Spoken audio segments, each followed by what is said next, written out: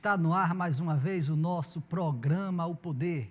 Agora, em um novo horário, um novo dia. Nós temos a satisfação de conversar novamente nesta noite com um advogado, jornalista, o doutor Ney Lopes, que falará um pouco sobre a questão do RUP da TAM, a questão da economia aqui local, nacional, e também falará sobre a política nacional, questão de impeachment da presidente e outros assuntos. Vamos agora a um breve intervalo e voltaremos em instantes entrevistando o doutor Ney Lopes. Até lá.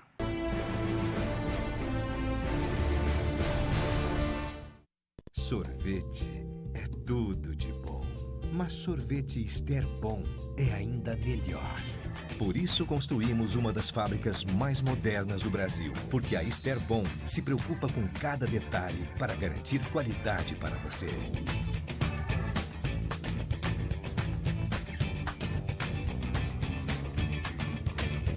Experimente e surpreenda-se. Ester Bom.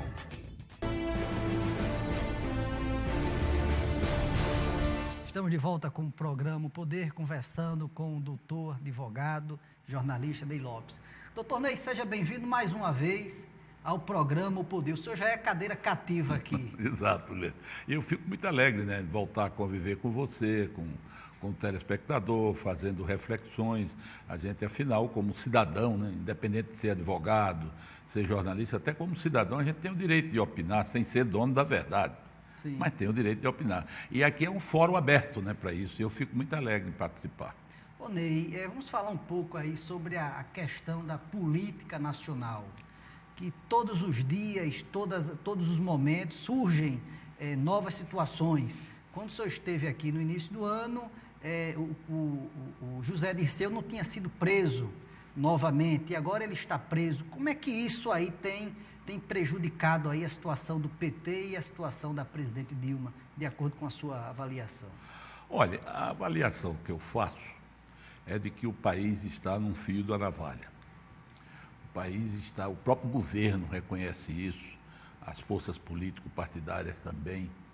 Nós estamos atravessando a maior tormenta política da história do Brasil, até porque vem se prolongando por muito tempo. E quando a gente pensa que tem uma trégua, começa tudo de novo, como foi o caso que você citou, a prisão de um dos líderes do governo petista, que é o ex-ministro José Dirceu. Então, a gente fica sempre fazendo uma indagação, para onde caminha o Brasil? É preciso ter muita ponderação nisso, sabe, Gleice? A gente não pode agir por emoção, simplesmente, num momento difícil como esse. Até porque é preciso saber que pode ficar pior do que já está.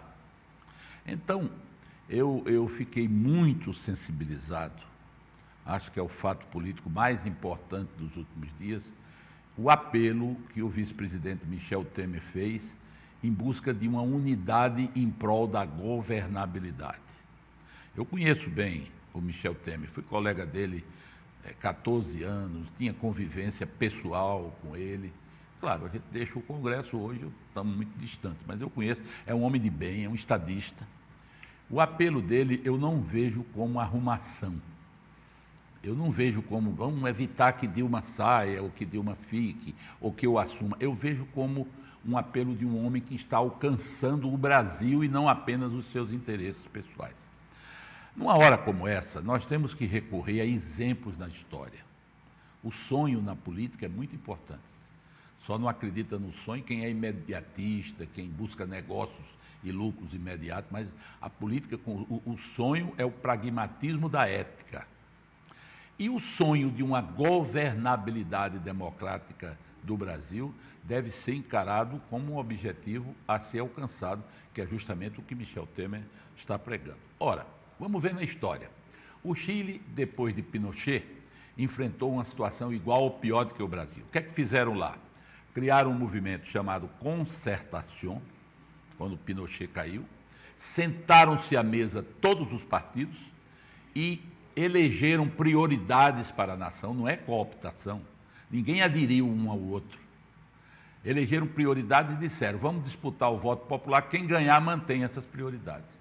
A isso se chama acordo de governabilidade em função do interesse público. Não de interesse de grupo, de lucro, de interesse público. Na Polônia, Lech Walesa, um líder sindical, fez a mesma coisa. A Revolução dos Cravos em Portugal, depois de vitoriosa, fez a mesma coisa. E outro grande exemplo é a Espanha, com o Pacto de Moncloa, de Felipe González, que aí é o exemplo mais expressivo. A Espanha destroçada pós a ditadura que se abateu sobre o país, e eles conseguiram, através de um pacto de governabilidade, e esse pacto é feito com quem? É feito com o presidente, com fulano? Não, tem que ser com os partidos. Porque numa democracia, o mais importante são os partidos. Eles é que falam pelo povo. Não há democracia sem partido, já disse Maurice de Verger, um grande cientista político francês. Então, na hora que Michel Temer convoca os partidos, a criatividade política pode encontrar alternativas que não sejam fora da Constituição. Agora, Ney, rapidinho abrindo um parêntese, por muito menos, em 92, o presidente Collor não foi afastado do cargo? Foi porque o impeachment é um instituto jurídico, a gente não pode dizer que não é, mas ele é, digamos, 10% jurídico, 90% político. Se houver um consenso político, o impeachment tem sucesso. Se não houver um consenso político, o impeachment não tem sucesso, por maiores fundamentos jurídicos que sejam alegados. Porque quem decreta o impeachment é a classe política, é o Congresso, que, aliás, no impeachment, o Senado passa a ser presidido pelo presidente do Supremo. Quer dizer, não há mandado de segurança para anular um impeachment. O que o Congresso decide, está decidido. E Collor não tinha partido. Collor estava absolutamente isolado. E o PT tinha, como a gente sabe, uma competência de destruir quem estava no poder muito grande. E mobilizou a nação, os jovens. Então quer dizer que a presidente Dilma, o que segura ela é a base aliada, vamos dizer assim. Você foi em cima de uma análise fria. O que é que está segurando a presidente Dilma? É que ela não é igual a Collor, porque ela tem um partido. O PT, ou destroçado, ou rejeitado, mas são quase 100 votos no Congresso, na Câmara dos Deputados, que é quem recebe o impeachment. Falta só 71 votos, porque se ela tiver 171 votos, ela barra qualquer impeachment. E dificilmente, eu não estou dizendo que não vai ter, mas dificilmente se pode evitar que uma presidente que parte de uma base ideológica, como ela tem no seu partido, não agregue outros 70, 80 votos, no mínimo, de partidos aliados. Então, essa é que é a questão central do impeachment hoje. Não é você ser a favor, ou ser contra, ou estar protegendo ou não. É que não adianta partir para um impeachment para não ter sucesso. Quem paga por isso é o Brasil. O que a gente precisa, Gleice, é pensar no Brasil. O que eu peço a você que está me escutando é que você está indignado, o salário, a inflação, o desgoverno, a roubalheira. Você tem razão, eu também estou. Mas a gente tem que buscar uma solução política sensata. O que é essa solução política? Eu acho que Michel Temer deu a dica essa semana. Convocar os partidos para que suprapartidariamente, a exemplo desses países que eu citei, se encontre uma alternativa. Você me pergunta qual? Tem várias. Caberia um parlamentarismo? O parlamentarismo é uma alternativa.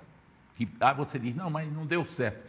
Pode não dar certo, mas a gente está atrás de um remendo, de um curativo para sair da crise. Então, porque você tirar um presidente, mesmo que tenha sucesso o impeachment, você vai ter o seguinte, 3 meses para tramitar o impeachment, uns 8 a 2 meses para baixar a poeira. Enquanto isso, o país vai se destroçando, a economia. Aí você coloca no poder o PMDB. Qual é a diferença do PMDB em termos de fisiologia do PT? É a mesma coisa, se não for pior. Então você troca 6 por meia dúzia.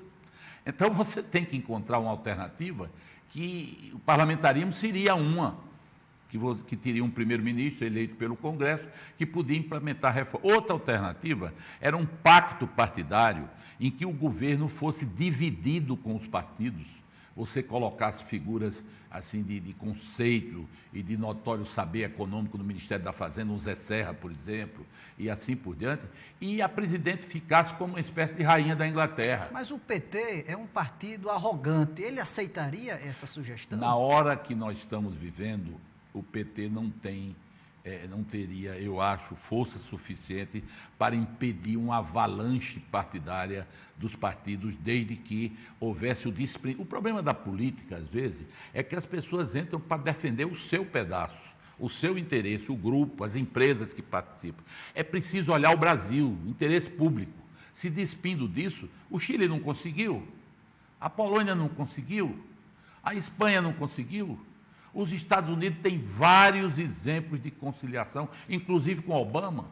Porque conciliar, eu não estou dizendo que você pega adversário para botar dentro do seu governo. Não, isso daí é quebrar compromisso. Você tem que colocar os adversários como corresponsáveis do governo. E numa situação crítica como essa, até ocupando posições, dividindo responsabilidades com os demais. É a maneira de salvar. Porque se você vai num avião, o motor começa a falhar, você não vai dizer, não tem jeito não, é melhor cair. Não, você tem que buscar uma saída. E, no caso, nós temos que ter uma saída só dentro da Constituição. Porque se você disser novas eleições, é golpe. A Constituição não prevê novas eleições. Só há uma hipótese de novas eleições. Era se as contas da presidente Dilma e de Michel Temer fossem rejeitadas pela Justiça Eleitoral. Aí era o caso da Justiça decretar a cassação dos dois. Aí não podia um nem outro e eram novas eleições. Porque o que é que a Constituição diz? Quando o presidente e vice ficam impedidos, por razões como, por exemplo, uma decisão da Justiça, se for na primeira metade do mandato, tem eleição, na primeira metade. Se for na segunda metade do mandato, o presidente é eleito pelo Congresso. Ney, aí já é uma questão da Justiça Eleitoral, mas o Tribunal de Contas está analisando as contas do governo. E uns dizem que vão desaprovar por causa das pedaladas fiscais. Isso ocorrendo, se agrava mais ainda a questão da presidenta? Se agrava na ótica do impeachment, porque o Tribunal de Contas não é poder judiciário. É um órgão colaborador, coadjuvante do Congresso, do Poder Legislativo, na fiscalização das contas públicas. Não tem eficácia de sentença uma decisão do Tribunal de Contas. Essa decisão do Tribunal de Contas vai ser submetida ao Congresso, que aprova ou desaprova, como na Assembleia, como nas câmaras. Isso é mais um agravante para o impeachment. Agora, é um agravante que pode agravar o impeachment e pode debilitar o governo ao ponto dele não ter 171 votos. É muito importante esse número, 171. Se a presidente tiver 171 deputados que sejam contra o impeachment, não existe impeachment no Brasil. Isso botando os pés no chão e vendo as coisas como elas são, sem emoções. Ok, nós vamos agora a um breve intervalo e voltaremos em instantes entrevistando o advogado Ney Lopes de Souza. Até lá.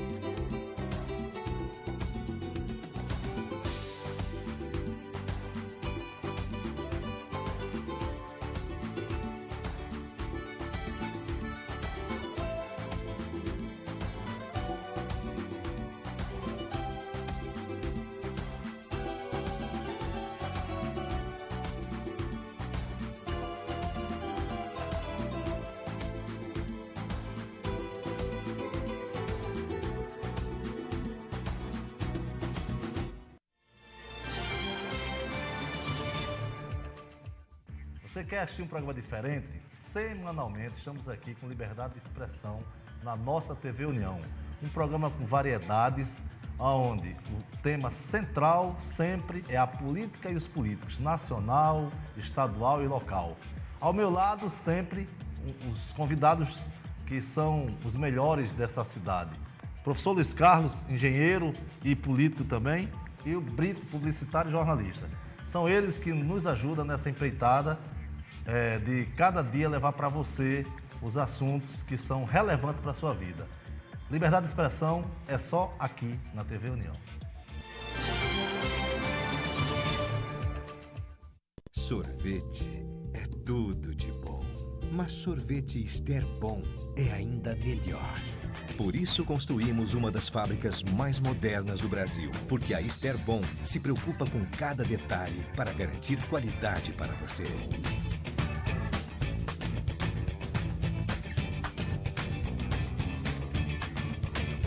Experimente e surpreenda-se.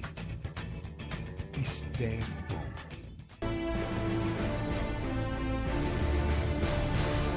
Estamos de volta com o programa Poder, conversando com o advogado Ney Lopes. Doutor Ney, em relação ainda à questão Dilma e Temer, Dilma sendo afastada, o presidente Temer assumindo, ele pode ser candidato à reeleição em 2018? Olha, é uma boa pergunta. Eu acho que nessa hipótese surgirá uma questão jurídica a ser decidida pelo Supremo Tribunal Federal e até, ou melhor, pelo Tribunal Superior Eleitoral e até o Supremo Tribunal Federal, porque envolve matéria constitucional. Qual é a matéria constitucional? É de que, nessa hipótese, Temer assumindo, por um impeachment, por exemplo, ele, candidato a presidente, ele foi eleito vice. Então, podia ter um até dizer, não, ele pode se reeleger porque ele não foi eleito presidente. Ele foi eleito vice que assumiu e tem direito a ter um novo mandato de presidente. Como pode ter uma tese também, aí é uma matéria político-jurídica, de que não, ele está inelegível porque o vice-presidente eleito, ele não é votado. Ele é eleito porque a cabeça da chapa no Brasil, vice não recebe voto. Então, o voto dado a presidente foi dado a ele, logo ele não pode se reeleger. Quer dizer, se essa situação vier a acontecer, certamente nós vamos marchar para uma controvérsia jurídica que só o Supremo, porque é matéria constitucional, dará a palavra final. Ô Ney, vamos vir para o Rio Grande do Norte, vamos falar sobre economia. Como é que o senhor está analisando aí essa vinda desse grupo? Não a vinda, essa discussão para saber onde o grupo da Latam irá investir, ou aqui, ou em Pernambuco, ou no Ceará. O senhor acha que o Rio Grande do Norte tem condições, tem todos os pré-requisitos para ter a Latam aqui no estado? Tem amplas condições. Olha, Gleidson, a história mostra que os grandes governos são aqueles que sonham. O sonho é muito importante, porque o contrário, quem não sonha anda na escuridão. Fica na mesmice, no feijão com arroz, que não pode ser desprezado, mas você tem que ter algo mais. Se você olhar o Rio Grande do Norte, você vai ver, a Luísa sonhou com a energia de Paulo Afonso. Não veio. A Luísa chegou a sonhar com dinheiro da Casa Branca, do governo americano, para vir dólar para o Rio Grande do Norte para fazer programa de educação. Conseguiu. Que foi a Aliança para o Progresso. A Aliança para o Progresso, lá em Angico. Cortez Pereira, o governo mais inovador, é preciso inovação. Eu não estou dizendo que a gente despreze o que já existe, não. A experiência acumulada, os empreendedores atuais, todos têm que ser estimulados. Mas a mudança é você incorporar a inovação. Cortez inovou com camarão, com bicho da seda, não é verdade? Cortez implantou a Serra do Mel, que é um sucesso, o maior programa de colônia. Não foi continuada pelos governos, mas colocou o caju como uma commodity vendida para o mundo todo. E se você for no plano nacional, tem sonho maior do que de Juscelino? Quando construiu Brasília, todo mundo dizia que era impossível. Tem sonho maior do que Martin Luther King, que sonhou com acabar com o racismo nos Estados Unidos, né? Lincoln também, que fez o restabelecimento dos direitos civis.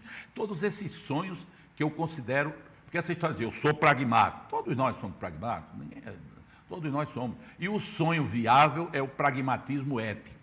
Então eu disse tudo isso para dizer, o Rio Grande do Norte só cresce se perseguirmos sonhos viáveis. O RUB é um. E todos que estão colaborando e lutando estão perseguindo um sonho. Porque se não fosse, iam cuidar dos grupos que dão lucro imediato, faz um negócio hoje, tem o lucro amanhã. Isso é importante, porque gera progresso, gera emprego, não estou dizendo que não é. Mas o RUB é uma coisa que você projeta para o futuro e a gente tem que acreditar. Tem que acreditar que o nosso aeroporto é o melhor situado geograficamente entre os três, tem para onde expandir. Esse grupo que hoje explora o aeroporto dispõe de uma área de 1.000 hectares ao redor do aeroporto, que deveria ser o grande diferencial com a implantação de uma área de exportação de livre comércio, para poder ter o diferencial do Rio Grande do Norte. Tem autorização do governo federal? Tem, vamos perseguir o sonho. O mundo todo não fez isso, por que é que a gente não pode fazer na posição geográfica que está? Agora, eu não sei qual é o propósito dos que decidem, se é cuidar só do imediatismo, dos grupos, dos interesses, ou se é sonhar. Eu acho que é sonhar, porque o esforço do governo do Estado tem se revelado nesse sentido. E eu acho que está sendo feito um trabalho competente, que eu não tenho conhecimento, nunca fui consultado, nem dou opinião como cidadão. Mas eu acho que está indo bem e acredito muito nesse sonho do Rubem para o Rio Grande do Norte.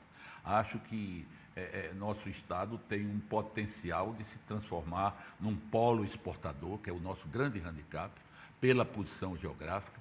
O rei Dom João III, no século XVI, 70 anos depois da descoberta do Brasil, mandou uma capitania hereditária para aqui, porque era o ponto mais avançado, para combater os franceses e os holandeses. Quer dizer, nós temos uma posição geográfica estratégica. Segunda Guerra, não precisa nem dizer, a Segunda Guerra, Natal seria a Pearl Harbor da América Latina, porque os alemães queriam atacar Natal para poder ter acesso ao Panamá. Não foi sem razão que os americanos instalaram aqui. Aliás, o diretor aqui do DENIT, um general que tem, que eu não conheço, ele deu um argumento num debate aí que eu elogiei muito. Ele disse, ora, não precisa estudar nada, só precisa estudar por que os americanos vieram para cá. Eu achei excelente a opinião desse general, que eu repito, nem conheço, mas li na imprensa. Porque os americanos vieram por quê? Porque aqui era uma posição geográfica. Então, por que a Catam deve vir? Porque aqui é uma posição geográfica estratégica. E, além disso, dispõe de um aeroporto muito bem avaliado agora numa pesquisa recente. Se não tem acesso, o governador está determinado em construir. Nesse ponto, o governador é determinado, o governador Robson, né? Então, eu acredito nesse sonho. Eu só acredito em crescimento do Rio Grande do Norte ou do Brasil perseguindo sonhos viáveis. Porque os sonhos são o contrário do feijão com arroz, da mesmice, é você alcançar mais longe, fazendo o quê? Somando o que já existe com o que pode vir a existir. Ô Ney, o Rubem vindo para o Estado, qual seria o progresso imediato que o Estado teria com a vinda do Rubem? Eu acho que gera empregos, o potencial de gerar emprego pelas estatísticas dá 10 mil empregos diretos e indiretos. E aí vem o sonho que eu persigo desde deputado federal, transformar, seria a primeira semente de transformação daquela área ali em torno do aeroporto de um polo exportador e turístico, que se chama área de livre comércio. Um dia vão fazer isso, Gleide. Quer deem guarida agora, quer me chamem de sonhador, um dia vão fazer isso. A vocação do Rio Grande do Norte é esta. O Rio Grande do Norte teve um momento que a vocação era o petróleo, perdeu. E hoje o petróleo é uma commodity em decadência. A única coisa que resta para o Rio Grande do Norte sonhar em crescer, porque crescimento para mim é oferecer empregos e oportunidades para a classe empresarial, para os empreendedores pequenos, grandes e médios. Uma economia, como eu acredito, de mercado, você não faz nada sem a empresa presente. Mas não é só a empresa, tem vários outros fatores que tem que compor os grandes projetos, e esses grandes projetos, como o da Latam, eles gerarão emprego, o comércio aqui vai ser altamente beneficiado, porque vão ser muitos fornecedores para esses que vão se estabelecer em torno do Rubem, né? A geração de tributos para os municípios vai crescer pelos serviços, pela implantação, pela compra e venda, pelos hotéis que podem se implantar. Enfim, esse Rubem é a primeira semente do que um dia, eu talvez já tenha até morrido, espero que não, vai se implantar aqui no Rio Grande do Norte um polo exportador, uma grande área de livre comércio, de exportação e turismo, a exemplo do que o mundo todo faz. Quer dizer, o mundo todo faz, só a gente não pode fazer. Só a gente não pode sonhar. Por que não pode? Claro que pode. É difícil, tem várias etapas, mas é preciso um dia alguém começar. Infelizmente, eu tenho falado isso no deserto. Até fazem disso uma certa gozação, algumas áreas. Mas, deixa para lá. Eu vou continuar pensando, no dia que isso acontecer, vão dizer, Ney Lopes tinha razão. Ô Ney, nos anos 70, início dos anos 80, ia se criar aqui no estado aquela fábrica de barrilha. Por que não deu certo essa fábrica de barrilha? Primeiro, porque a barrilha foi uma commodity que caiu muito de preço. Passou a não ser fundamental como insumo industrial. E a partir daí deteriorou-se o fluxo de investimentos, teve política pelo meio também. Que o Estado, mas teve início a fábrica. Teve início, foi emprego. Hoje são escombros em Macau. Aí fizeram uma fábrica paralela em Sergipe, se não me engano. Enfim, o Rio Grande do Norte perdeu. O Rio Grande do Norte tem sido, ao longo do tempo, um perdedorzinho grande, sabe? Infelizmente. Mas eu acredito muito que, com o empenho que o governador Robson está tendo em relação a esse RUB, seja realmente um primeiro... E se não der certo, é sonhar de novo com um polo exportador, lutar, chegar para a presidente e dizer, olha, se a senhora instalar um polo exportador no Rio Grande do Norte, vai ajudar o Brasil, porque vai melhorar a balança de pagamento. Isso é de interesse nacional, não é de interesse nosso só não. Porque eu fui à China 5 vezes, eu conheci todos os tigres asiáticos, eu conheci várias áreas dessas nos Estados Unidos, no Peru que tem, no México, tudo dando certo, progresso, porque aqui vai dar errado. Não vai dar errado. Agora, às vezes, a mentalidade de que não trazer isso não, trazer coisa de fora, vamos cuidar do povo daqui, eu acho que deve cuidar. Você tem, primeiro, os industriais da terra, os empreendedores não se prejudicariam. É preciso que eles abram a cabeça e vejam que eles iriam crescer. Primeiro porque, vindo grupos nacionais ou internacionais, teriam joint ventures, associações. Depois, transferência de tecnologia. Quem já esteja produzindo aqui, como camarão e outros, para exportar, ia ter facilidades maiores, porque o polo exportador não seria Ceará nem Recife, passaria a ser aqui. Então, e outra coisa, eu defendo muito uma legislação estadual, porque aí é competência estadual, para proteger a indústria local. Você não pode realmente criar um polo exportador e deixar o empreendedor local. Não, aí cabe uma lei, onde foi, em Roraima tem uma área desse tipo, eles aprovaram uma legislação nesse sentido. Proteger não no sentido de cartório, mas no sentido de que a prioridade inicial do empreendimento é quem já está no mercado. Porque senão você iria desestimular os que estão, até com concorrências predatórias. Você tem que ter esse cuidado. Eu não sou um acelerado quando penso alto, não. Eu apenas vejo longe, tento ver longe com as cautelas necessárias, mas é a única maneira que eu vejo, e esse RUB da Latam é a primeira semente, de você, do Rio Grande do Norte, ter progresso, sobretudo com empregos e oportunidades. Fundamental é o emprego. Você com emprego melhora a segurança, melhora a saúde, melhora a educação. Foi assim no mundo todo. Nós estamos num mundo globalizado. A gente não pode ficar olhando para baixo para o interesse imediato. Você tem que olhar para frente sem prejuízo, repito, de você acomodar as situações locais, as propostas, essa linguagem do nosso potencial, que é minério, que é essa, nós sabemos, vem desde Pedro Álvares Cabral. Agora, é preciso acrescentar inovação. E a inovação, ela só vem se o Rio Grande do Norte puder falar com o mundo.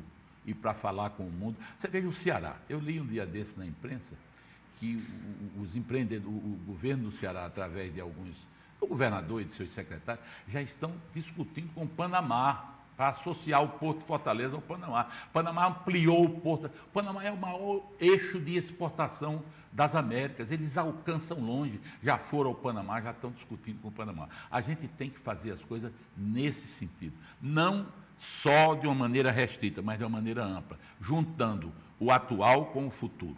Ney, eu quero lhe agradecer mais uma vez de você ter vindo aqui ao nosso programa. Eu quero deixar aqui em suas mãos o mais recente exemplar da revista e rapidamente deixar o espaço reservado para as suas considerações finais aos telespectadores do Rio Grande do Norte. Eu quero agradecer a você, Gleito, mais uma vez a oportunidade. A gente aqui joga a conversa fora, eu sei, eu tenho um ponto de vista, eu não sou dono da verdade, né? Não sou ouvido, não manifesto isso oficialmente, porque nunca fui indagado sobre isso, mas como potiguar eu tenho o direito de dizer, e aqui é uma hora da gente discutir essas coisas, quem sabe alguém concorde, alguém discorde, né? Eu agradeço a você a oportunidade e exalto o seu programa ser um fórum de debate em defesa de um futuro melhor para o Rio Grande do Norte e para o país também. Ok, agradeço mais uma vez a sua presença, agradeço a sua audiência e até a próxima semana, querendo Deus. Até lá.